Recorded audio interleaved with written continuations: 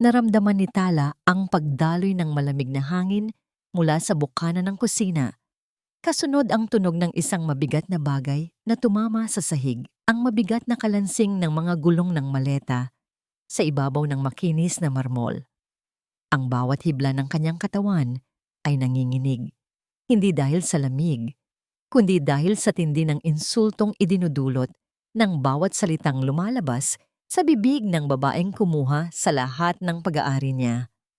Oh, look at this. Adobo? Really, Armando? Ang bahay na ito ay amoy karinderya na dahil sa kanya. Wika ni Marisol habang nararamdaman ni Tala ang paglapit nito sa kanya. Ang tunog ng mga takong ni Marisol ay tila mga pako na ibinabaon sa katahimikan ng silid. Naramdaman ni Tala ang isang kamay na humahawak sa dulo ng kanyang benda. Isang mapangahas na haplos na nagparamdam sa kanya ng matinding pandidiri. Kawawa naman si Tala. Napaka-loyal na asawa, pero nakakalungkot na hanggang dito na lang ang silbi mo. Don't worry, honey. I'll take it from here. I'll take care of the house and of course your husband. Tumawa si Armando. Isang tawang walang bahid ng pagsisisi. Nakuha ko na ang pirma niya, Marisol. Ang song sa Palawan, ang bahay na ito, lahat ay nasa pangalan ko na. Wala na siyang magagawa. Hindi sumigaw si Tala, hindi siya nagmura. Nanatili siyang nakatayo sa tabi ng lamesang puno ng pagkaing hindi na matitikman. Ang kanyang mga daliri ay mahigpit, na nakakapit sa gilid ng nara hanggang sa mamuti ang kanyang mga kuko. Ang kanyang mundo ay gumuho na, ngunit sa gitna ng guhong iyon, isang malamig na galit ang nagsimulang mag-alab. Isang galit na mas matalas pa sa anumang kagamitang ginagamit niya sa paggawa ng alahas. Tala, tawag ni Armando. Ang boses ay puno ng pagkainip. Magmula ngayong gabi, dito natitira si Marisol sa master's bedroom. Huwag kang mag-alala. Hindi ka naman namin palalayasin. May maliit na silid sa likod, malapit sa labahan. Doon ka na muna habang inaayos natin ang paglipat mo sa pasilidad na mas makakaunawa sa kalagayan mo. Humarap si Marisol kay Tala at kahit hindi nakikita, ramdam ni Tala ang mapang-uyam ng ngiti sa mga labi nito. Hi roommate, I hope we get along. Alila. Naiwan si Tala sa gitna ng kusina habang naririnig ang malakas na pagtawa ng dalawa habang paakyat sa itaas. Ang bawat hakbang nila ay tila isang pagyurak sa kanyang pagkatao. Sa ilalim ng kanyang benda, ang mga mata ni Tala, na akala ng lahat ay wala ng silbi, ay dahan-dahang gumalaw. Isang patak ng luha ang gumapang sa kanyang pisngi, ngunit hindi ito luha ng pagsuko. Hanggang kailan mo kayang tiisin ang dilim, kung ang mismong taong nangako na magiging liwanag mo ang siyang nagbaon sa'yo sa hukay. Ang malamig at sementadong sahig ng maliit na silid sa tabi ng labahan ang sumalubong sa katawan ni Tala. Paggising niya sa unang umaga ng kanyang bagong impyerno, wala na ang malambot na kutsyon na yari sa seda, wala na ang amoy ng lavender na dati ay nagpapahinahon sa kanyang isip. Ang tanging naroon ay ang masangsang na amoy ng sabong panlaba at ang halumigmig ng pader na tila dahan-dahang lumalamon sa kanyang pagkatao. Sa bawat paggalaw niya, nararamdaman ni Tala ang hapdi sa kanyang mga tuhod, isang paalala na ang dating reyna ng bahay na ito ay isa na ngayong ligaw na kaluluwa sa sarili niyang tahanan. Narinig niya ang pagbukas ng pinto sa itaas. Ang bawat yabag ng mga paa ni na Armando at Marisol ay tila mga dagok na tumatama sa kanyang bungo. Hindi nagtagal, narinig niya ang boses ni Marisol na pumapailan lang mula sa hagdanan, puno ng awtoridad at panunuya. Tala, gising na ang prinsesa. Huwag mong sabihing kailangan pa kitang ipagtimpla ng kape. Umakyat ka rito at ihanda ang almusal namin ni Armando. Make sure it's hot and don't you dare break anything or else sa labas ka na matutulog mamayang gabi.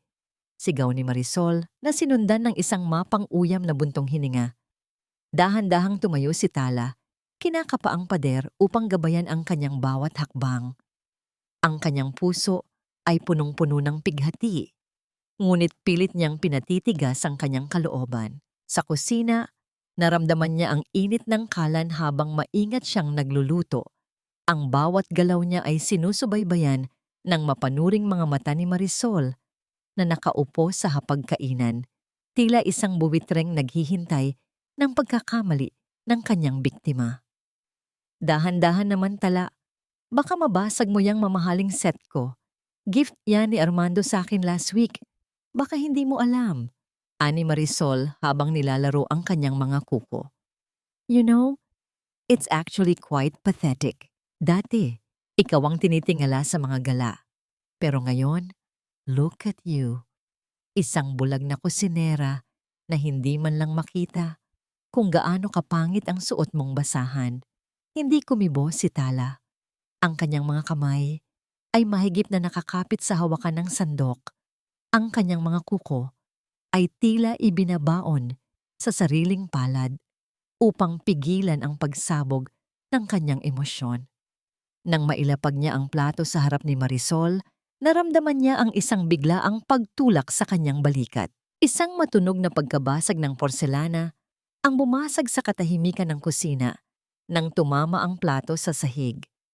Ang tunog ng pagtilamsik ng mga piraso ng pinggan ay tila musika sa pandinig ni Marisol, habang si Tala ay nanigas sa kanyang kinatatayuan. Oops, ang clumsy mo talaga, Tala. Look what you did. Nadumihan ang sapatos ko. Reklamo ni Marisol. Bagaman mababakas ang tuwa sa kanyang boses. Linisin mo yan. Ngayon din.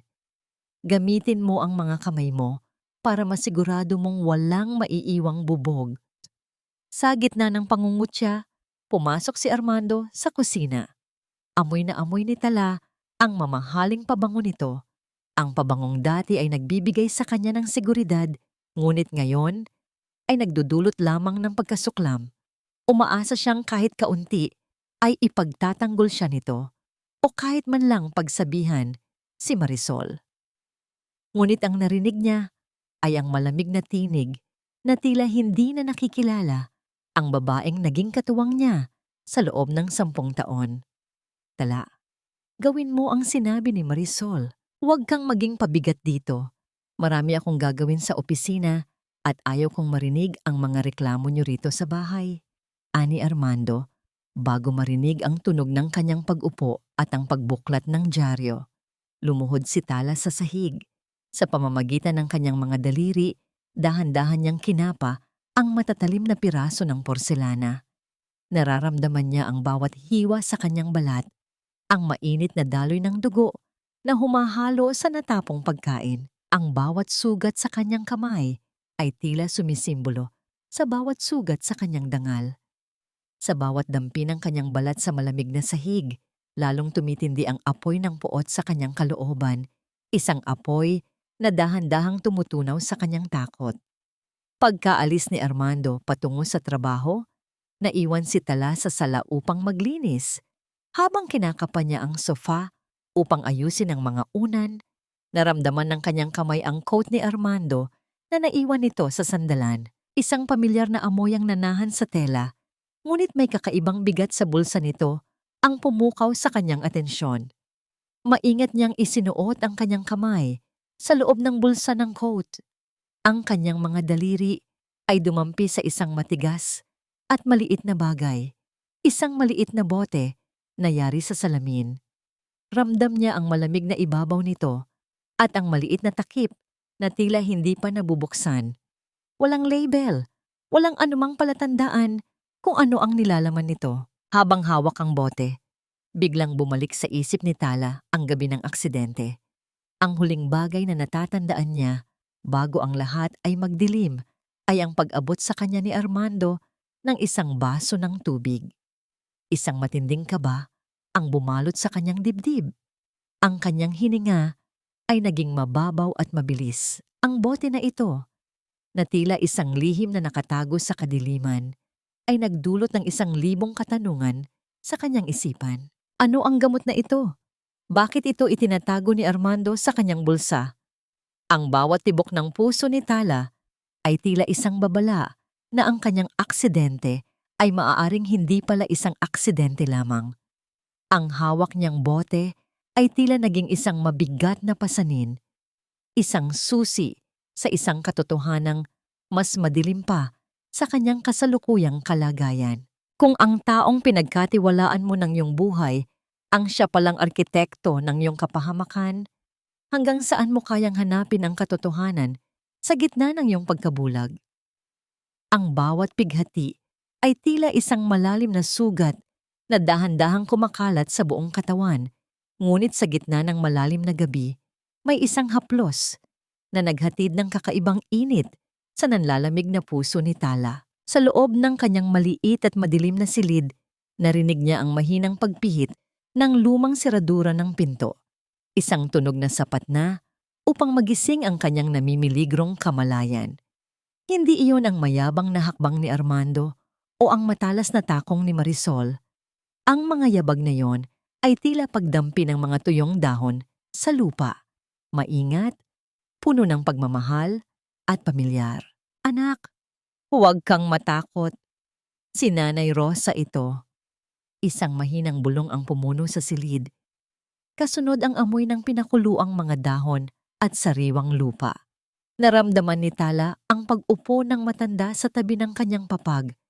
Ang bigat nito ay tila isang angkla na nagbibigay ng seguridad sa gitna ng nagngangalit na dagat ng kanyang buhay.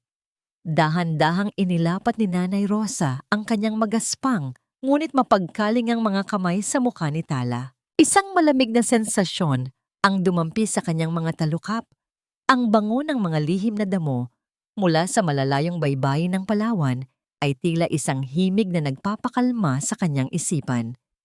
Maingat na inalis ng matanda ang makapal na benda at sa bawat pag-ikot ng tela, tila binubuksan din ang isang pintuan ng pag-asa na akala ni Tala ay habang buhay na nang nakasara. Nay, bakit po kayo nag-aabala? Baka makita kayo ni Armando. Baka kayo naman ang saktan nila. Nag-aalalang bulong ni Tala habang nararamdaman ang pagdaloy ng gamot sa kanyang balat. Hayaan mo sila, anak. Ang utang na loob ko sa iyong ina ay hindi mababayaran ng kahit anong takot. Ipinadala ito ni Tio Ben mula sa Palawan. Sabi niya, ang dagta ng punong ito ang nagpapabalik ng ningning sa mga mata ng mga mangingisdang nabulag ng alat ng dagat. Tiisin mo lang ang kaunting hapdi, Tala. Malapit na tayong makakita ng liwanag. Sagot ni Nanay Rosa. Ang tinig ay puno ng paninindigan na tila isang panalangin sa dilim. Nang dahan-dahang imulat ni Tala ang kanyang mga mata sa ilalim ng malabong liwanag ng isang gasera, isang himala ang nagsimulang mabuo. Ang dating purong kadiliman ay tila nabahiran ng mga kulay na abo at puti. Ang anino ni Nanay Rosa ay hindi na lamang isang boses sa hangin. Ito ay naging isang malabong bulto ng isang taong tila may bitbit na kaligtasan. Bagaman malabo at tila natatakpan ng makapal na hamog, nakakita si Tala ng isang sulyap ng katotohanan. Nakita niya ang bintanang may rehas, ang mga lumang gamit sa paligid, at ang pinakamahalaga, ang kanyang sariling mga kamay na nanginginig sa tuwa. Hindi mapigilan ni Tala ang pagpatak ng kanyang mga luha. Ang bawat butil ay tila naghuhugas sa lahat ng pait at sakit na dinanas niya sa mga nakaraang araw. Isang mahinang hikbi ang kumawala sa kanyang mga labi. Isang tunog ng pasasalamat na nagmula sa kaibuturan ng kanyang kaluluwa. Ngunit ang sandali ng kagalakan ay biglang naputol nang marinig nila ang mabibigat at mabilis na yabag mula sa pasilyo. Ang tunog ng mga sapatos ni Armando ay tila isang babala ng isang darating na panganib. Mabilis na ibinalik ni Nanay Rosa ang benda sa mga mata ni Tala. Ang kanyang mga kamay ay mabilis na kumikilos habang pilit na pinapakalma ang kanyang hininga. Itinago ng matanda ang mangkok ng gamot sa ilalim ng papag bago pa man bumukas ng marahas ang pinto ng silid. Pumasok si Armando na may dalang malakas na amoy ng alak at isang aura ng pagdududa. Ang liwanag mula sa pasilyo ay tumama sa mukha ni Tala. Ngunit nanatili siyang hindi gumagalaw, pilit na pinapanatili ang kanyang mukha na walang anumang emosyon, tulad ng isang taong nananahan pa rin sa walang hanggang dilim. Anong ginagawa mo rito, Rosa? Tanong ni Armando. Ang kanyang boses ay puno ng paghihinala at tila isang matalim na kutsilyo na naggagalugad sa katahimikan. Inaayos ko lang po ang higaan ni Tala, Senyor. Mukhang hindi po kasi siya mapakali sa kanyang pagtulog. Sagot ni Nanay Rosa sa mahinahong tinig.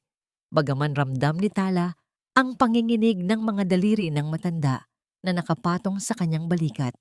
Hindi sumagot si Armando. Lumapit siya sa papag ni Tala. Ang bawat hakbang niya ay tila isang pabigat na nagpapasikip sa dibdib ng babae. Tumigil siya sa mismong harapan ni Tala. Ang init ng kanyang hininga na amoy alak ay dumampi sa balat ng babae.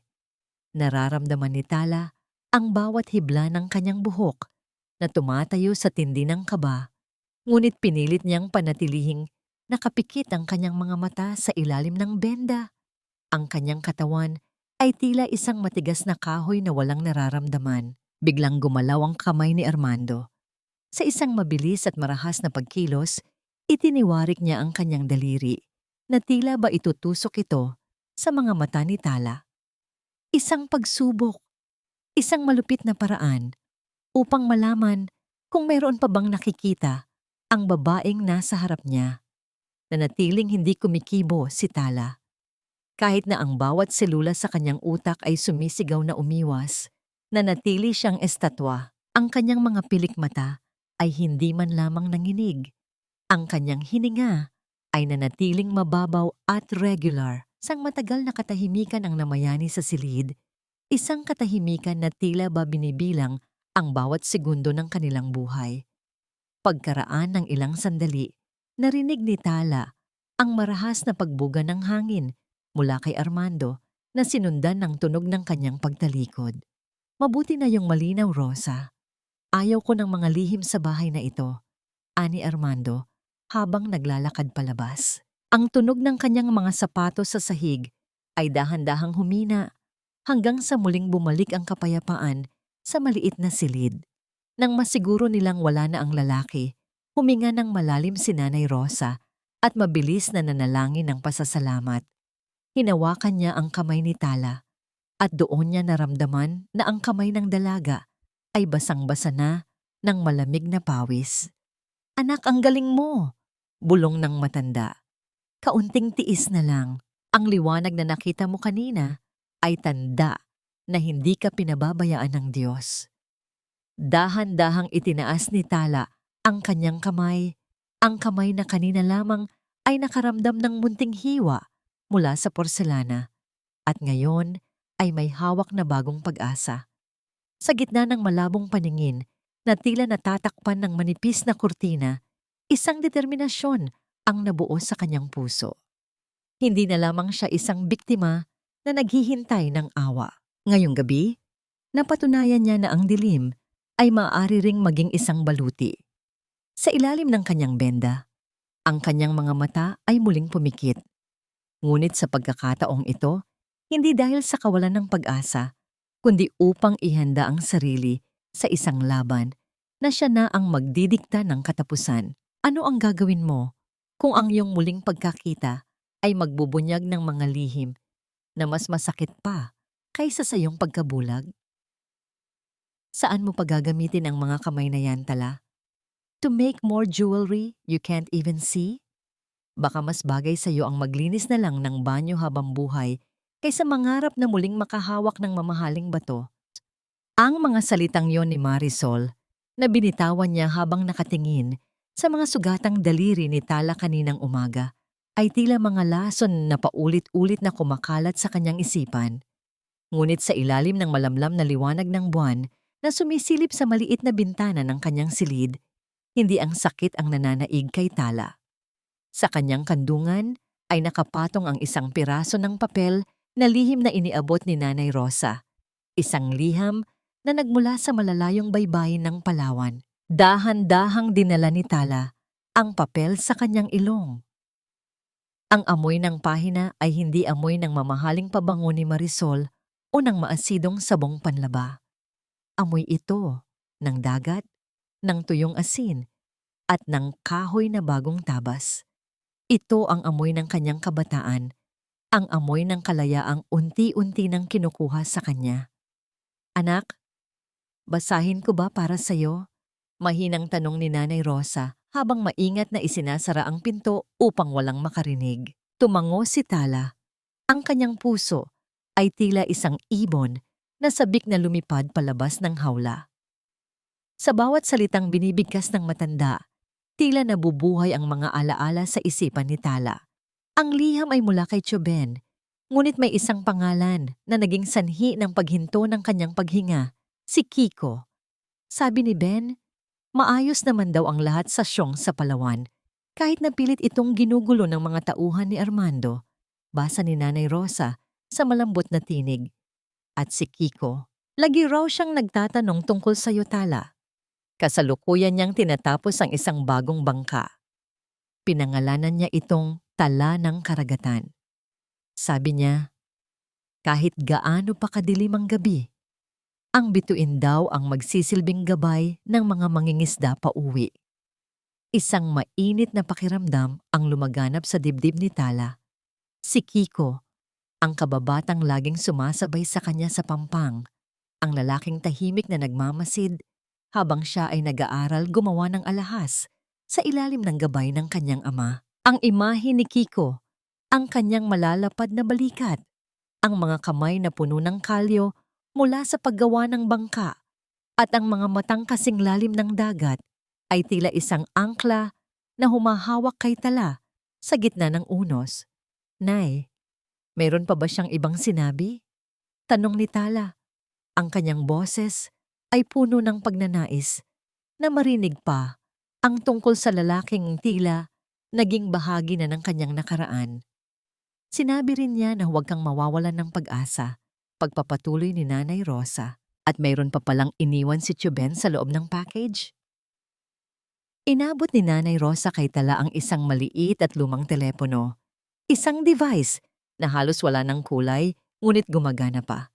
Ito ang kanilang lihim na koneksyon, ang tanging paraan upang marinig ni Tala ang mundo sa labas ng kanyang bilangguan. Maingat na pinindot ng matanda ang mga buton hanggang sa marinig ni Tala ang isang tunog na nagpabilis sa kanyang pagtibok ng puso, ang banayad na paghampas ng mga alon sa pampang, at ang malayo ngunit pamilyar na tinig ng isang lalaki. Tala, naririnig mo ba ako?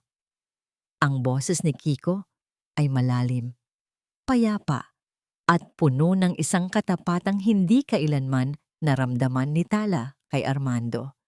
Ang bawat pantig ay tila isang haplos sa kanyang sugatang kaluluwa. Hindi nakapagsalita si Tala. Ang kanyang lalamunan ay tila may nakabara. Ang kanyang mga luha ay muling naglandas sa kanyang mga pisngi. Ang marinig ang boses ni Kiko ay tila isang paalala na siya ay tao pa rin, na mayroon pang nagpapahalaga sa kanya sa kabila ng kanyang kapansanan. Kiko. Sa wakas ay naibulong niya. Ang kanyang tinig ay nanginginig, tulad ng isang dahon sa gitna ng hangin. Huwag kang matakot, Tala. Nandito lang ako. Hindi man ako makalapit sa iyo ngayon. Ang dagat ang magdadala ng aking mga panalangin. Magpalakas ka, dahil balang araw, itong bangkang ginagawa ko ang magsusundo sa iyo mula sa kadilimang yan. Wika ni Kiko. Ang tunog ng kanyang paghinga sa kabilang linya ay tila isang himig na nagpapatulog sa mga takot ni Tala. Sa loob ng ilang minuto, nalimutan ni Tala ang kanyang mga sugat, ang pangaapi ni Marisol, at ang kataksilan ni Armando. Nararamdaman niya ang hangin ng Palawan, ang alat ng dagat, at ang init ng pagmamahal na tila hindi nagbabago sa kabila ng panahon. Ito ang kanyang kilig. Isang damdaming hindi bunga ng karangyaan, kundi ng isang dalisay na koneksyong nagmumula sa kaibuturan ng puso. Ngunit ang katahimikan ng gabi ay biglang nabasag nang marinig nila ang tunog ng pagpihit ng doorknob mula sa labas. Ang tunog ng pagbukas ng pinto ay tila isang kulog sa gitna ng kanilang payapang sandali. Mabilis na itinago ni Tala ang telepono sa ilalim ng kanyang manipis na unan, habang mabilis namang tumayo si Nanay Rosa upang harangin ang sinumang papasok. Pumasok si Marisol, suot ang isang manipis na pantulog na seda at isang mukhang puno ng paghihinala. Hawak niya ang isang flashlight na ang liwanag ay direktang tumama sa mukha ni Tala. "Anong ginagawa niyo rito? Bakit amoy lansa ang silid na ito?" Tanong ni Marisol habang matalas na nagagalugad ang kanyang mga mata sa paligid. Lumapit siya sa higaan ni Tala. Ang bawat hakbang ng kanyang tsinela sa sahig ay tila isang banta. "At ano yang itinatago mo sa ilalim ng unan mo, Tala? Don't tell me. May itinatago kang basura rito?" Nanigas si Tala. Nararamdaman niya ang matigas na gilid ng lumang telepono sa ilalim ng kanyang ulo. Ang bawat tibok ng kanyang puso ay tila naririnig na ng buong mundo sa tindi ng kaba. Kung ang tanging tulay mo patungo sa pag-asa ay malapit nang mawasak, hanggang kailan mo kayang panatilihin ang iyong lihim sa harap ng iyong kaaway? Ang bawat sandali ng katahimikan ay tila isang lubid na dahan-dahang humihigpit sa leeg ni Tala. Nararamdaman niya ang init ng liwanag ng flashlight ni Marisol sa kanyang mukha kahit na nakapikit siya sa ilalim ng makapal na benda. Ang amoy ng mamahaling pabango ng babae imo ay tila isang laso na nagpapahirap sa kanyang bawat hininga. Sa ilalim ng kanyang ulo, ang matigas na sulok ng lumang telepono ay tila naging isang nagbabagang bakal na nagbabantang sunugin ang kanyang lihim. "Ano yan, Tala? Bakit parang may itinatago ka?" Tanong ni Marisol. Ang boses ay puno ng malisya at katusuhan. Naramdaman ni Tala ang pagdampi ng mga daliri ni Marisol sa gilid ng kanyang unan. Isang marahas na paghila na tila ba handang manguha ng anuman sa kanyang pag-aari. "Wala po, Ma'am Marisol. Yung panyo ko lang po na basang-basa ng luha." Mabilis na sagot ni Nanay Rosa habang mabilis na lumapit at humawak sa braso ni Marisol. Ang matanda ay tila isang kalasag na handang mamatay para sa kanyang alaga. "Hayaan niyo na po ang bata. Pagod lang po siya sa maghapong pagtatrabaho sa kusina. Baka po magising si Senyor Armando sa ingay natin." Isang matunog na pagsinghal ang pinakawalan ni Marisol. "Fine, but make sure na walang anumang kalat dito bukas. Ang bahay na ito ay hindi basurahan at lalong hindi ito lungga ng mga daga." Narinig ni Tala ang marahas na pagtalikod ni Marisol at ang bawat paghampas ng kanyang mga tsinelas sa sahig hanggang sa tuluyan itong mawala sa dilim. Nang masigurong wala na ang panganib, dahan-dahang bumangon si Tala. Ang kanyang puso ay tila isang tambol na hindi tumitigil sa paghampas. Alam niyang hindi na siya maaaring maghintay pa. Ang bawat segundong lumilipas ay isang pagkakataon para sa kanyang mga kaaway na tuluyan siyang ibaon sa limot. "Nay, kailangan ko ng kumilos," bulong ni Tala, habang dahan-dahang tinatanggal ang kanyang benda. Sa ilalim ng malamlam na liwanag ng buwan, ang kanyang paningin ay tila isang painting na may makapal na hamog. Ngunit sapat na yon upang makita niya ang mga anino ng kasangkapan. Habang tulog sila, kailangan kong makapasok sa opisina ni Armando. "Mapanganib, anak. Kapag nahuli ka nila, hindi ko na alam kung anong gagawin nila sa'yo," babala ni Nanay Rosa. Ngunit bakas sa kanyang tinig ang paghanga sa katapangan ng dalaga. "Mas mapanganib kung mananatili lang akong nakaupo rito habang ninanakaw nila ang lahat ng pinaghirapan ni Papa," sagot ni Tala. Ang kanyang mga mata, na dati ay puno ng luha, ay nagniningning na ngayon sa determinasyon. Dahan-dahan, tila isang anino sa gitna ng gabi, lumabas si Tala sa kanyang silid. Ang bawat paghakbang niya sa malamig na sahig ay tila isang sayaw sa gitna ng mga patalim. Kabisado niya ang bawat tunog ng bahay, ang mahinang pag-ungol ng mga lumang kahoy, ang ugong ng aircon sa itaas, at ang bawat buntong hininga ng gabi. Nang marating niya ang pintuan ng opisina ni Armando, naramdaman niya ang lamig ng tansong hawakan. Sa isang maingat na pagpihit, bumukas ang pinto nang walang anumang ingay, tila ba ang mismong bahay ay nakikiramay sa kanyang ipinaglalban. Ang loob ng opisina ay amoy sigarilyo at mamahaling alak, ang amoy ng kasakiman na matagal nang nanahan sa silid na ito. Ginamit ni Tala ang kanyang malabong paningin at ang kanyang matalas na pakiramdam. Kinapa niya ang ibabaw ng lamesa hanggang sa maramdaman niya ang makinis na screen ng computer ni Armando. Ngunit hindi ang computer ang kanyang sadya. Alam niyang may isang lihim na drawer si Armando kung saan ito itinatago ang mga dokumentong hindi dapat makita ng sinuman. Sa ilalim ng lamesa, naramdaman ng kanyang mga daliri ang isang maliit na butas para sa susi. Gamit ang isang maliit na alambre na itinago niya mula sa kusina. Dahan-dahan niyang naramdaman ang bawat mekanismo sa loob ng seradura. Ang bawat maliit na paggalaw ay tila isang bulong sa dilim hanggang sa maramdaman niya ang pagdaloy ng kalayaan. Ang drawer ay bumukas ng bahagya. Maingat niyang kinuha ang mga folder sa loob. Sa tulong ng munting liwanag mula sa kanyang lumang telepono, sinikap niyang basahin ang mga nakasulat.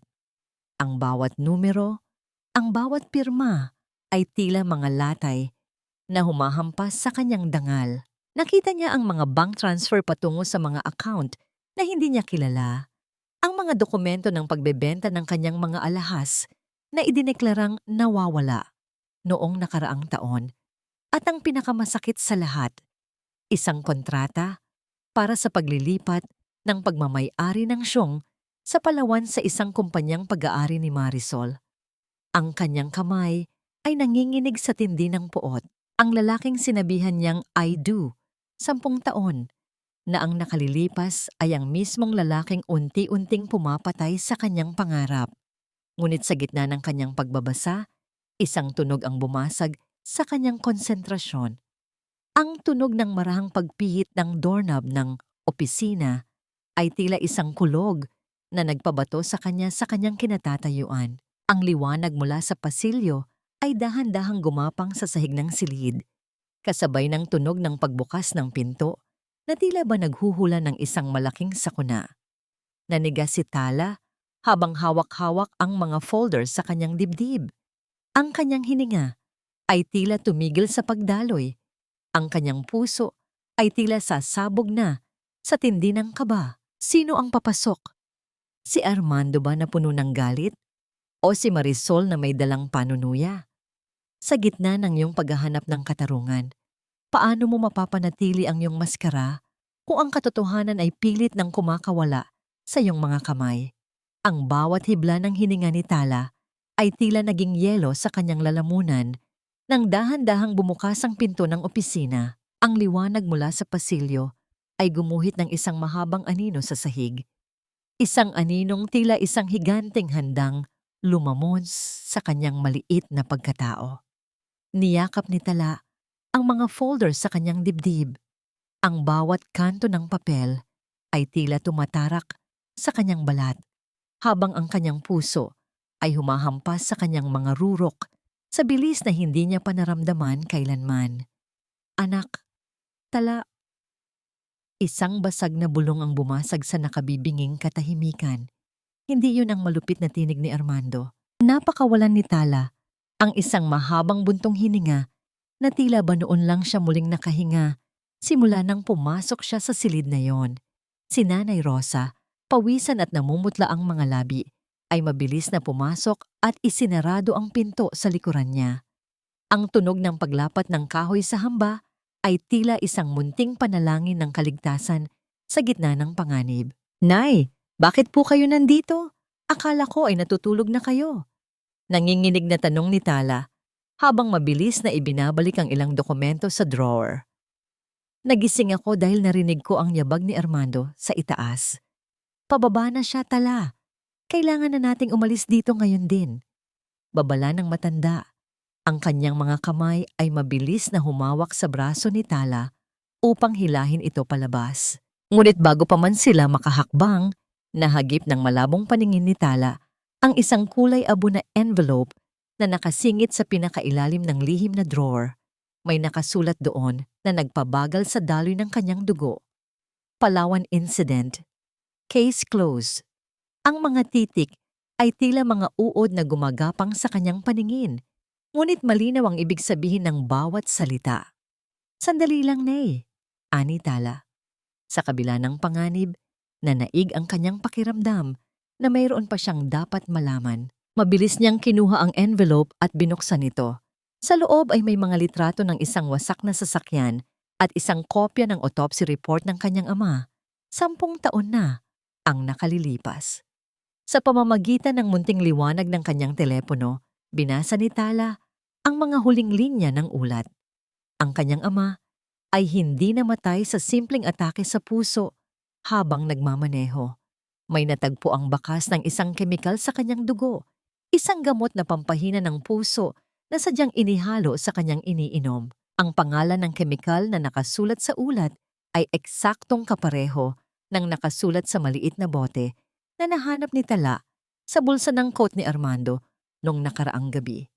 Ang katotohanan ay tila isang malakas na kidlat na tumama sa gitna ng kanyang kaluluwa.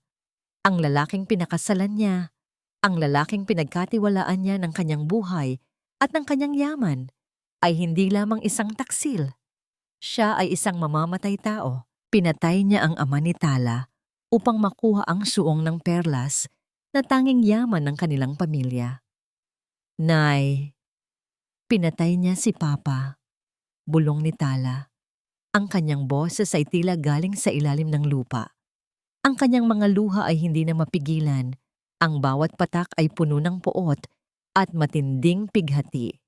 Ang baybay na alaala ng kanyang ama na nakangiti habang hawak ang isang perlas ay tila naging isang imahe ng isang taong sumisigaw ng katarungan mula sa kabilang buhay. Alam ko, anak, alam ko ang kasamaan ng lalaking iyan, kaya kailangan nating mag-ingat, sabi ni Nanay Rosa habang marahas nang hinihila si Tala patungo sa pinto. Pero may mas malala pang balita. Narinig ko silang nag-uusap kanina habang nag-iimpake si Marisol. Bukas na bukas din, itataboy ka na nila sa isang malayo at madilim na pasilidad at ibebenta na nila ang syung sa Palawan sa mga dayuhan. Wala na tayong oras, Tala. Napatigil si Tala sa harap ng pintuan ng opisina. Ang tindi ng sakit ay tila naging isang malamig na determinasyon. Ang kanyang mga mata, na dati ay puno ng kawalan ng pag-asa, ay nag-alab sa ningning ng isang bituin na handang sumabog.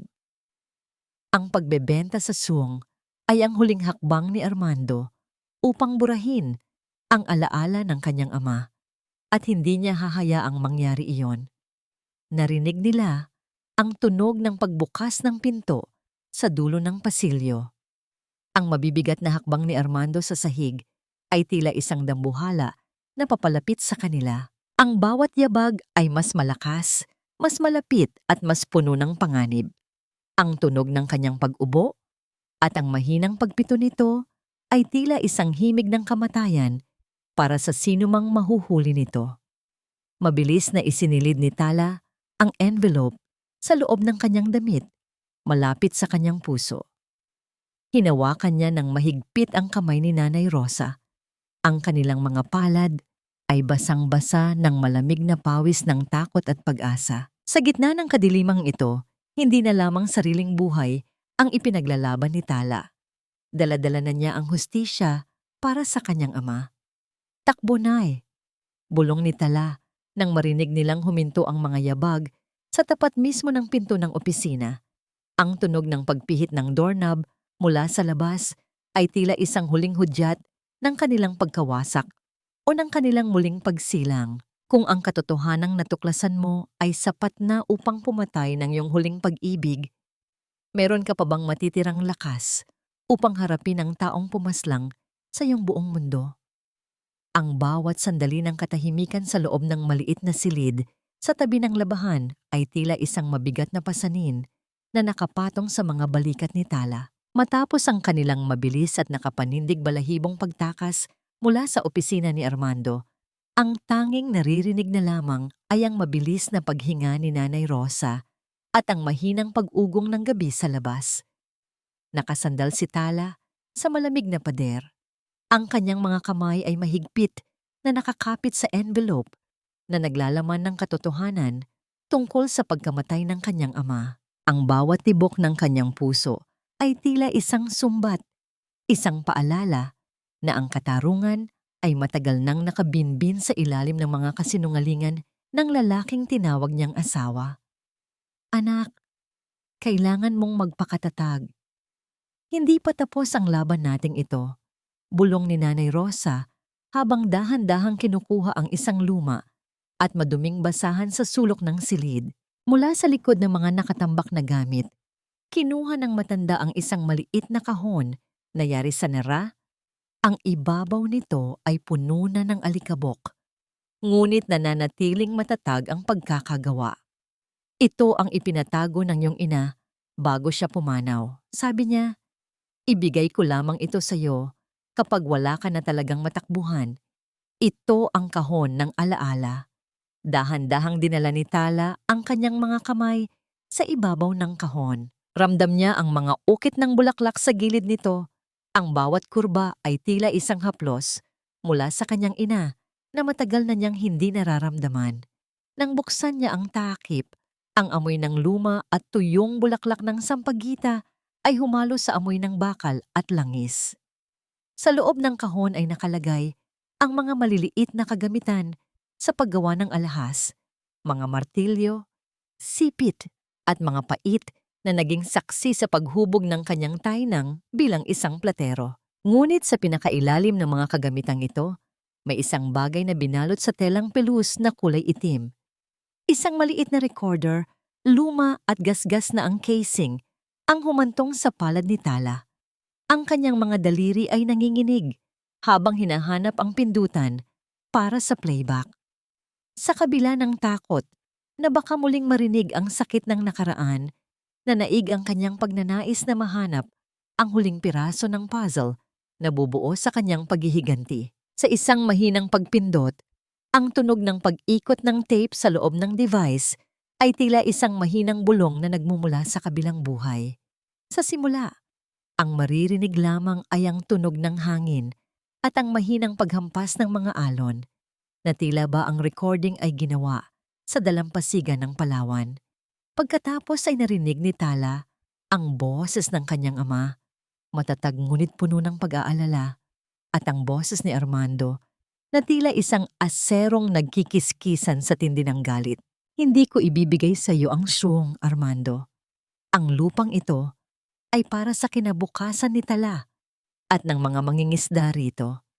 Alam ko ang ginagawa mong pangungurakot sa kumpanya at hindi ko hahayaang madamay ang pamilya ko sa dumi ng iyong mga kamay.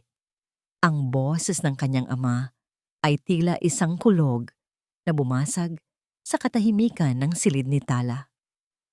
Wala kang pagpipilian, tanda. Kung ayaw mong ibigay sa akin ang pag-aari mo ng maayos, kukunin ko ito sa paraang hindi mo magugustuhan. Isang pirma mo lang at matatapos ang lahat ng ito. Huwag mong hintayin na pati si Tala ay madamay sa katigasan ng ulo mo. Ang tugon ni Armando ay puno ng lason at pagbabanta.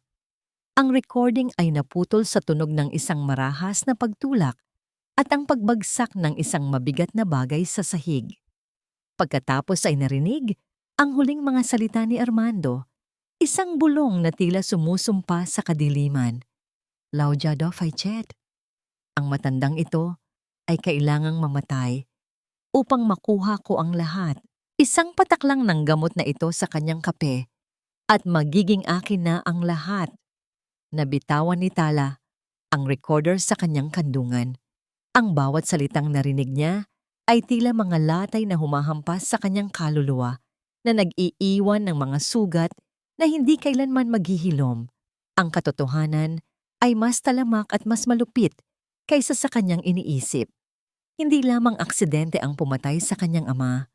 Ito ay isang planadong pagpaslang, isang krimeng ginawa sa ngalan ng kasakiman. Nay, narinig niyo ba yon? Siya ang pumatay kay Papa. Siya ang pumaslang sa tanging taong nagmahal sa akin ng tunay.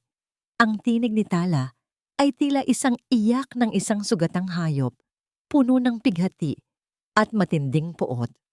Ang kanyang mga mata, sa kabila ng malabong paningin, ay nag-alab sa isang ningning na hindi pa nakikita ni Nanay Rosa. Kailanman, niyakap ng matanda si Tala. Ang kanilang mga luha ay naghalo sa gitna ng kadiliman. Ngunit sa gitna ng pag-iyak, naramdaman ni Tala ang bigat ng mga kagamitang nasa loob ng kahon. Ang mga pait at martilyo ng kanyang ina ay tila nagbibigay sa kanya ng bagong layunin. Hindi na lamang siya isang bulag na biktima. Siya ay muling magiging isang platero, isang manggagawa na huhubog sa sarili niyang katarungan mula sa mga labi ng kanyang nawasak na buhay. Bukas sa gabi ng anibersaryo ng kumpanya, bulong ni Tala, habang pinupunasan ang kanyang mga luha. Doon ko itatapos ang lahat. Doon ko ipapakita sa kanila kung ano ang tunay na ningning ng isang perlas na dumaan sa apoy. Ngunit sa gitna ng kanyang panunumpa, narinig nila ang marahas na pagbukas ng pinto sa itaas. Ang boses ni Marisol na sumisigaw ng pangalan ni Tala ay tila isang hudyat na ang kanilang lihim na sandali ay malapit nang matapos. Narinig nila ang mabibilis na yabag ng mga tauhan ni Armando na bumababa patungo sa kanilang silid. Ang tunog ng kanilang mga sapatos sa hagdanan ay tila isang hukbo na dumarating upang kunin ang huling pag-asa ni Tala. Nasaan ang bulag na yan? Kunin niyo siya. Ngayon din natin siya dadalhin sa pasilidad. Ang utos ni Armando ay umalingaw-ngaw sa buong bahay na sinundan ng tunog ng pagkakaladkad ng mga bakal na rehas. Sa harap ng paparating na bagyo, meron ka pa bang sapat na lakas upang panatilihing buhay ang apoy ng katarungan? O hahayaan mo na lamang na tuluyan kang lamunin ng kadiliman ng iyong mga kaaway? Ang bawat yabag ng mga tauhan ni Armando sa pasilyo ay tila mga dagok ng martilyo sa kabaong ng pag-asa ni Tala. Ang tunog ng marahas na paghampas ng kamay sa pintuan ng kanyang silid ay naging hudyat ng isang gabi ng pagtutuos. Ngunit sa gitna ng nagbabagang panganib, narinig ni Tala ang boses ni Nanay Rosa na puno ng pagsusumamo, isang himig ng katapatang handang humarap sa kamatayan. Senyor Armando, maawa po kayo. Hayaan niyo na munang magpahinga ang bata ngayong gabi. Bukas na bukas din ay susunod siya sa inyo ng walang reklamo.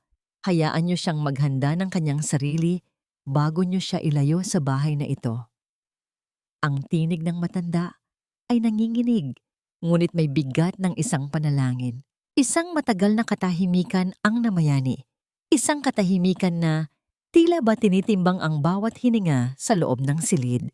Pagkatapos ay narinig ni Tala ang marahas na pagbuga ng hangin mula kay Armando, na sinundan ng tunog ng kanyang pagtalikod at ang bawat mabigat na hakbang ng kanyang sapatos sa sahig na dahan-dahang lumalayo. Isang gabi, Rosa. Bukas, pagkatapos ng selebrasyon sa hotel, hindi ko na gustong makita ang mukha ng bulag na yan sa pamamahay ko di. Ang huling salita ni Armando ay tila isang hatol na walang hanggan bago tuluyang isarado ang pinto sa dulo ng pasilyo. Nang muling bumalik ang katahimikan ng gabi, dahan-dahang lumapit si Nanay Rosa kay Tala. Ang kanilang mga kamay ay muling nagtagpo sa dilim, isang ugnayang mas matatag pa sa anumang bakal. Anak, ito na ang huling pagkakataon. Mayroon tayong ilang oras bago sumikat ang araw. Dahan-dahang binuksan ni Tala ang kahon ng alaala. Ang amoy ng langis at bakal ay tila naging isang pabangong nagbibigay sa kanya ng kakaibang lakas. Sa ilalim ng malamlam na liwanag ng isang maliit na kandila, ang malabong paningin ni Tala ay naging sapat na upang makita ang mga anino ng kanyang sining. Ang kanyang mga daliri, na dati ay puno ng hiwa mula sa pagkabasag ng porselana, ay nagsimulang kumilos ng may kasanayang tila ba hindi lumipas ang maraming taon. Hinawakan niya ang isang piraso ng metal, ang lamig nito ay tila isang lunas sa init ng kanyang puot. Sa bawat pagkayas ng pait sa ibabaw ng pilak, Sa bawat banayad na paghampas ng maliit na martilyo sa tanso, tila hinuhubog din ni Tala ang kanyang sariling tadhana. Ang sining ng paggawa ng alahas ay hindi lamang tungkol sa ganda. Ito ay tungkol sa pagtitiis at sa pagbabago ng isang bagay na walang anyo patungo sa isang bagay na nagniningning. Ginamit niya ang mga piraso ng kristal at bubog na kanyang inihanda. Ang bawat isa ay tila isang bituin sa kanyang malabong paningin. Sa bawat pagkakabit ng mga bato sa disenyo, tila ba inilalagay niya ang lahat ng sakit at pagdurusa na dinanas niya sa kamay ni na Armando at Marisol. Ang kanyang mga kamay ay hindi nanginginig. Ang bawat galaw ay tiyak, puno ng layunin, at may kasamang panalangin para sa katarungan. Tala, ang ganda ng iyong ginagawa. Bulong ni Nanay Rosa habang pinagmamasdan ang pagbuo ng isang kwintas na tila ba nagniningning sa sarili nitong liwanag. Kasing ganda ito ng mga gawa ng iyong ina. Ito ang sining ng paghihiganti, Nay. Sagot ni Tala. Ang kanyang boses ay tila isang himig ng isang taong muling nabuhay mula sa hukay. Ito ang magiging huling alaala nila sa akin. Nang sumapit ang madaling araw, ang gawain ni Tala ay natapos na. Sa kanyang harapan ay nakalagay ang isang kwintas na tila ba gawa sa mga tunay na diamante, nagniningning at tila kumukuha ng lahat ng liwanag sa silid. Ngunit sa likod ng ningning na yon ay ang katotohanan ito ay yari lamang sa mga materyales na walang halaga. Isang perpektong huwad para sa isang mundong puno ng kasinungalingan. Maingat na inilagay ni Tala ang kwintas sa loob ng isang mamahaling box na ninakaw ni Nanay Rosa mula sa silid ni Marisol. Nang muling bumukas ang pinto ng kanyang silid sa pagsikat ng araw, pumasok si Marisol na may kasamang mayabang na ngiti at ang tunog ng kanyang mga takong na tila ba sumasayaw sa tagumpay. Gising na ang bilanggo. Sana ay nagustuhan mo ang huling gabi mo rito? Panunuyan ni Marisol habang lumalapit sa mesa. Nakita niya ang box na nakapatong sa ibabaw ng gamit ni Tala. At ano ito?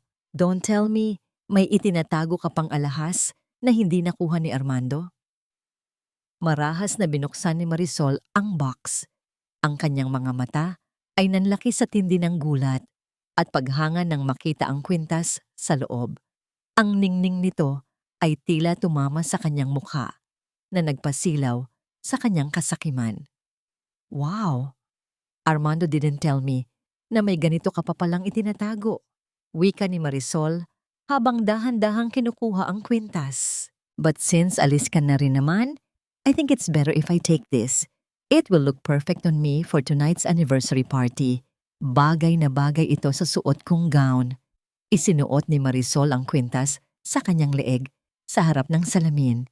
Ang ningning ng mga pekeng diamante ay tila nagbigay sa kanya ng isang aura ng kapangyarihan na matagal na niyang hinahangad. Look at me, Tala. I look like a queen. At ikaw, you're just a blind shadow who will rot in a mental facility. Thank you for the gift, loser. Narinig ni Tala ang bawat salita, ang bawat tawa ni Marisol habang naglalakad palabas ng silid bitbit ang kanyang huling sining. Sa ilalim ng kanyang benda, ang mga mata ni Tala ay dahan-dahang bumukas. Ang malabong anino ni Marisol na nagniningning sa huwad na alahas ay tila isang imahe ng isang taong nahulog na sa patibong. Kay ganda, mas nagniningning ito kaysa dati. Muling narinig ni Tala ang bulong ni Marisol mula sa pasilyo bago tuluyang mawala ang boses nito. Napangiti si Tala, isang ngiting puno ng pait at matinding determinasyon. Ang lason ay naisuot na ng kanyang kaaway at ang tanging kailangan na lang ay ang tamang sandali para ito ay kumalat. Paano mo mapapanatili ang iyong pagpapanggap kung ang iyong kaaway ay suot na ang mismong sandata na magpapabagsak sa kanila? Ang bawat pulgada ng marangyang pasilyo ng Forbes Park ay tila nagiging isang mahabang daanan patungo sa kanyang kahinaan. Sa loob ng malaking salon, kung saan dapat sana ay nagdiriwang sila ng kanilang ika-10 taon, ang hangin ay punong-puno ng tensyon Ang tensyon na tanging ang mga taong nakikita ang totoong laro lamang ang nakararamdam. Si Tala, na ngayon ay walang benda, ay nakatayo sa tabi ni Nanay Rosa. Ang kanyang paningin ay tila isa pa ring hamog, ngunit ang kanyang isip ay kasing talas ng pinakamahusay na punyal. Ang kanyang puso na puno ng alaala ng kanyang ama at ng bawat sugat mula kina Armando at Marisol ay handa ng isagawa ang huling yugto ng kanyang plano. Ang salo-salo para sa anibersaryo ng kumpanya ay nagaganap sa pinakamarangyang ballroom ng syudad. Ang tunog ng mga mahahalina na orkestra at ang matataas na boses ng mga high society na bisita ay tila isang nakabibinging kanta ng kamangmangan. Naramdaman ni Tala ang bigat ng kanyang kasuotan. Isang simpleng damit na tila gawa sa pinakamahusay na tela. Ngunit ang totoo ay isa lamang itong lumang damit na maingat na inayos ni Nanay Rosa. Walang anumang mamahaling hiyas. Handa ka na ba, anak? Tanong ni Nanay Rosa. Ang kanyang tinig ay halos hindi marinig sa gitna ng ingay. Handa na po akong harapin ang lahat, Nay. Kahit ano pa ang mangyari, hindi na ako babalik sa dilim. Sagot ni Tala. Ang kanyang boses ay matatag. Kahit na ang kanyang mga tuhod ay nanginginig sa takot. Sa gitna ng pagtitipon, nakita ni Tala ang anino ni Armando na nakikipag-usap sa mga kasosyo nito. Ang kanyang ngiti ay tila isang maskara na nagtatago ng kanyang kasakiman. Sa tabi niya, si Marisol ay nagniningning. Ang pekeng kwintas ni Tala ay tumatama sa lahat ng ilaw na nagpapatingkad sa kanyang kayabangan. Ang bawat pagtawa ni Marisol ay tila isang pagyurak sa alaala ng ina ni Tala. Marisol looks stunning, doesn't she? Narinig ni Tala ang pagbulong ng isang babae sa kanyang tabi. That necklace, I heard it's worth millions. Ang yaman talaga ng mag-asawa. Ang mga salitang yun ay isang dagdag na gasolina sa apoy ni Tala. Ito na ang tamang oras. Dahan-dahang humakbang si Tala palabas ng lilim. Ang kanyang paglalakad ay hindi na ang paglalakad ng isang bulag na alila, kundi ang paghakbang ng isang reyna na bumabalik sa kanyang trono. Kahit na malabo ang kanyang paningin, alam niya ang eksaktong daan patungo sa gitna ng entablado. Armando, a word please! Ang tinig ni Tala, bagamat hindi kasing lakas ng amplification ng mikropono, ay biglang nagpatahimik sa buong silid. Ang tunog ng musika ay biglang humina at ang bawat mata ay napunta sa kanya. Tala, anong ginagawa mo rito? Hindi ba't dapat ay nasa pasilidad ka na ngayon? Nagtatakang tanong ni Armando. Ang kanyang mukha ay maputla sa gulat. Ang kanyang ngiti ay biglang naglaho. At ang kanyang mga mata ay naghahanap ng kasagutan sa kung paano nakatakas ang kanyang biktima. Pasilidad? A hospital? Ngumiti si Tala, isang ngiti na mas malamig pa sa yelo. I think you have the wrong person, Armando. O baka naman ikaw ang nagpapanggap na bulag sa nakalipas na 10 taon habang ako ang nagtitiis sa kadiliman mo? Mabilis na tumakbo si Marisol patungo kay Armando. Ang kanyang mukha ay puno ng takot at galit. Armando, anong nangyayari? Bakit nandito siya? Alam ba niya ang lahat? Hindi mo kailangang mag-alala, Marisol. Ang kailangan nating alalahanin ay ang singsing mo, sabi ni Tala habang dahan-dahang lumalapit kay Marisol. Naramdaman ni Tala ang takot sa bawat galaw ng babae. Ang singsing na yan, ang mga diamante na yan. Sobrang kinang, hindi ba? Pero alam mo ba kung saan galing ang ningning na yan? Galing iyan sa mga luha ko at sa mga pangarap na kinuha mo sa akin. Manloloko! Magsisinungaling ka lang! Sigaw ni Marisol habang hinawakan ng kwintas sa kanyang leeg. Magsinungaling? Sige, patunayan natin. Hamon ni Tala. Marahan siyang umabot at hinawakan ng kwintas. Sa isang mabilis na paghila, tila ayaw maniwala ni Marisol sa kanyang nakita. Ang kwintas ay napunit at nahulog sa sahig.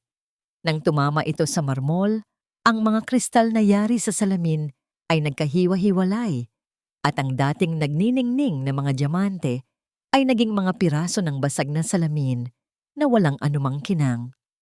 Ang tunog ng pagtilamsik ng basag na salamin ay tila isang pagtatapos ng isang malaking ilusyon. Ang mga bisita ay nagbulungan, ang kanilang mga mukha ay nagpapakita ng pagtataka at pagkamuhi. Fake! Ang mahal mong regalo, Marisol, ay pekeng salamin lamang. Sigaw ni Tala. Ang kanyang tinig ay punong-puno ng tagumpay. Tulad ng pagmamahal mo, tulad ng kasal ninyo, at tulad ng lahat ng kasinungalingan mo, Armando. Nagsimulang magkagulo ang mga tao. Si Armando ay namutla. Ang kanyang pilit na ngiti ay tuluyang naglaho.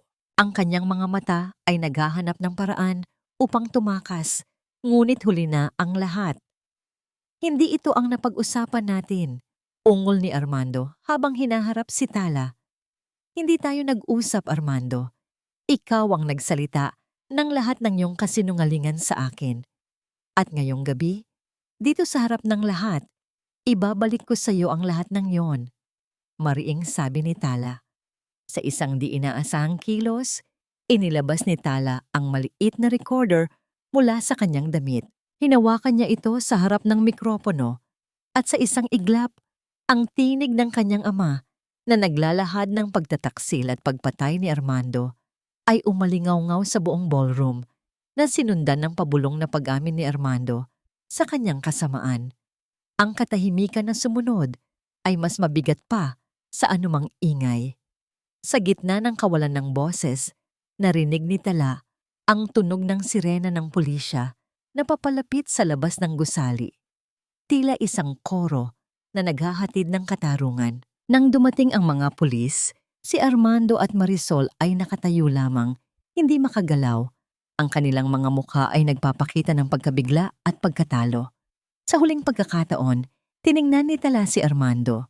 Hindi na bilang asawa, kundi bilang ang kanyang kalaban na natalo. Sa gitna ng kaguluhan ng pagbagsak ng kanyang kaaway, ano ang pakiramdam ng isang kaluluwang matagal nang nakakulong na sa wakas ay nakakita ng katarungan at sino ang unang tao na kailangan niyang pasalamatan para sa bagong simula na ito.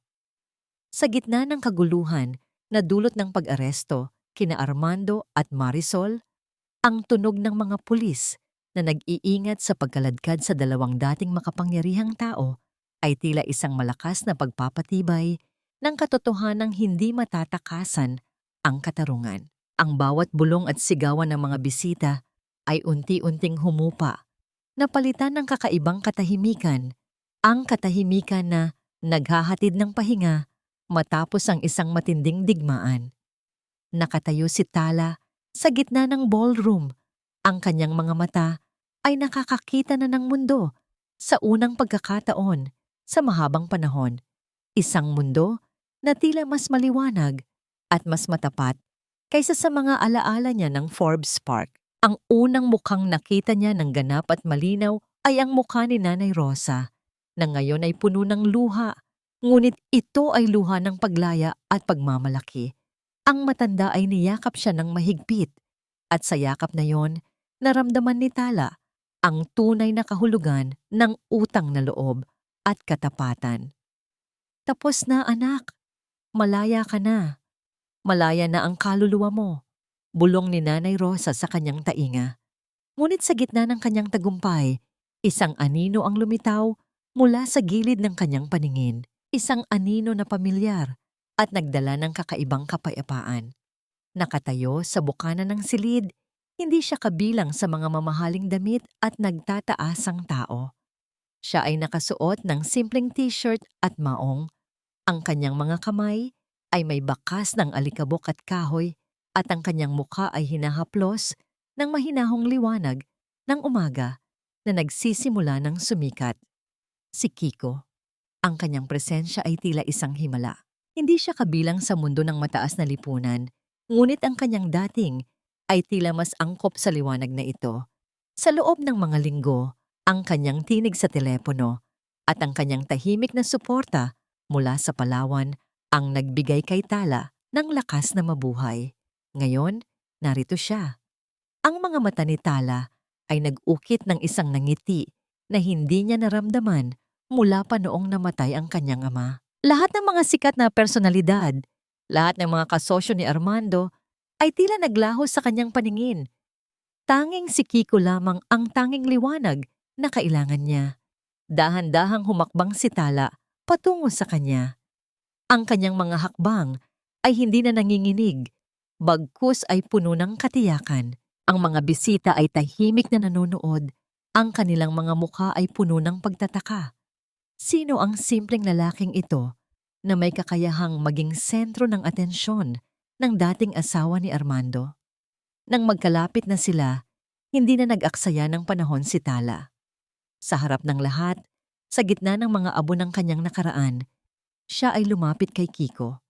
Inangat niya ang kanyang mga kamay, hindi upang humingi ng tulong, kundi upang yakapin ang lalaking kumakatawan sa kanyang kinabukasan. Ang yakap ni Kiko ay hindi marangya, ngunit ito ay kasing init ng araw ng Palawan. Sa sandaling iyon, naramdaman ni Tala ang paghupa ng lahat ng sakit, ng lahat ng puot, at ng lahat ng pagdududa. Ang kanyang ulo ay sumandal sa dibdib ni Kiko. Ang tunog ng tibok ng puso nito ay tila isang bagong ritmo na nagtatakda ng simula ng kanyang bagong buhay. Salamat, Kiko, bulong ni Tala. Ang kanyang tinig ay puno ng matinding emosyon. Salamat sa pagiging bituin ko sa gabi ng aking pinakamadilim na oras. Hindi mo kailangang magpasalamat, Tala, sagot ni Kiko. Ang kanyang boses ay malalim at puno ng pagmamahal na hindi humihingi ng anuman kapalit. Hinawakan niya ang kamay ni Tala at ang kalyo sa palad nito ay tila isang sertipiko ng katapatan. Iyon ang tungkulin ng isang kaibigan. At ngayon, tara na. Ihahatid na kita pa uwi sa kung saan ka talaga kabilang. Walang salitang sinabi si Tala. Sa halip na bumalik sa malamig na mansyon na puno ng masasamang alaala, yumuko siya kay Nanay Rosa, isang taos-pusong pagpapakita ng pagmamano bilang hudyat ng malalim na pasasalamat at paggalang. Pagkatapos, walang lingon-likod, sumama siya kay Kiko. Ang kanilang pag-alis ay hindi marangya, ngunit puno ito ng dignidad. Ang dalawa ay naglakad patungo sa bukana, nag-iwan sa likuran ng gulo, kasinungalingan, at ng isang buhay na hindi na niya kailanman babalikan. Sa labas, hindi na kotse ang naghihintay sa kanila, kundi isang bangka. Ang bangkang pinangalanan niyang Tala ng Karagatan. Matapos makamit ang katarungan, ang pinakamahirap na tanong ay hindi kung paano makakalimutan ang nakaraan, kundi kung paano mo sisimulan ang isang pag-ibig na nag-aalinlangan pa sa sarili nitong kakayahang maghilom. Ang tunog ng malumanay na paghampas ng alon. Sa dalampasigan ng Palawan, ang unang bumati sa pandaman ni Tala. Nang magising siya kinabukasan, hindi na ang magulong ingay ng mga sasakyan sa Maynila. Hindi na ang matatalim na boses ni Marisol at Armando, kundi ang payapang himig ng kalikasan. Ang kanyang kama ay hindi na ang malamig na sahig sa tabi ng labahan, kundi isang simpleng banig na may amoy ng sariwang damo at dagat. Sa kanyang tabi, nakasalalay ang isang maliit na kahoy na bangka.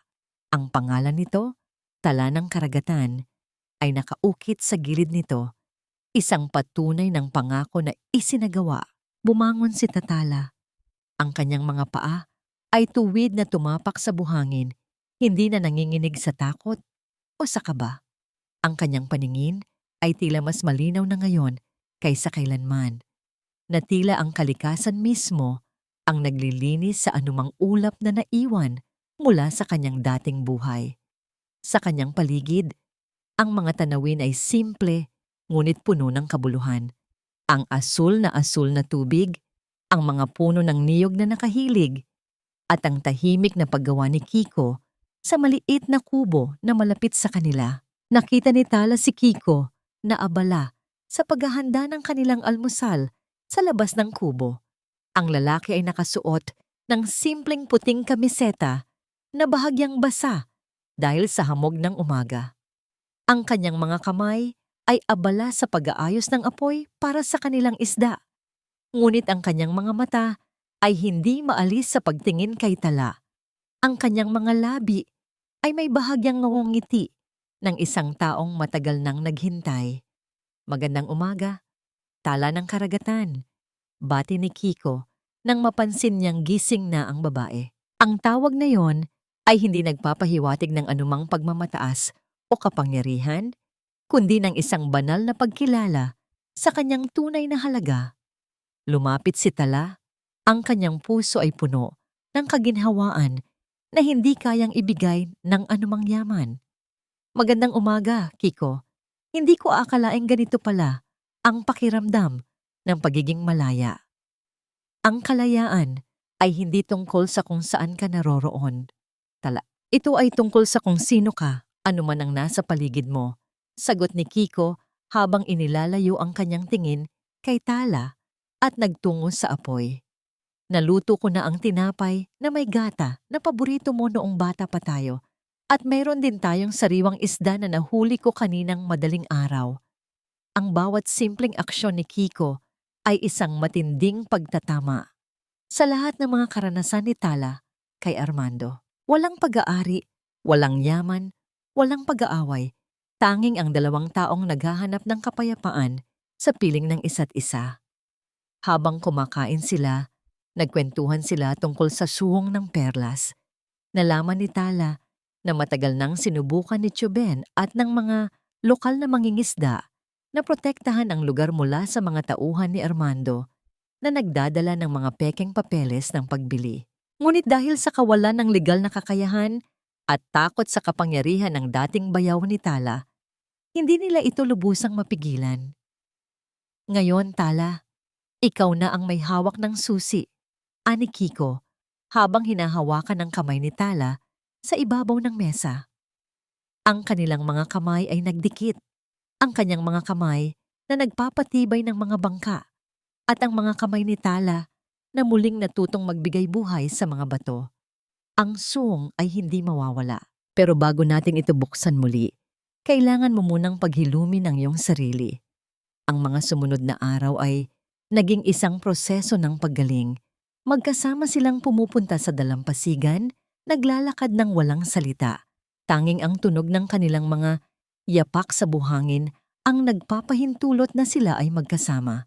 Si Kiko ang naging gabay ni Tala, hindi lamang sa pisikal na mundo, kundi pati na rin sa kanyang emosyonal na paglalakbay. Sa bawat paglubog ng araw, sa tuwing nakaupo sila sa gilid ng bangka habang pinagmamasdan ng karagatan, nararamdaman ni Tala ang unti-unting pag-alis ng bigat mula sa kanyang dibdib.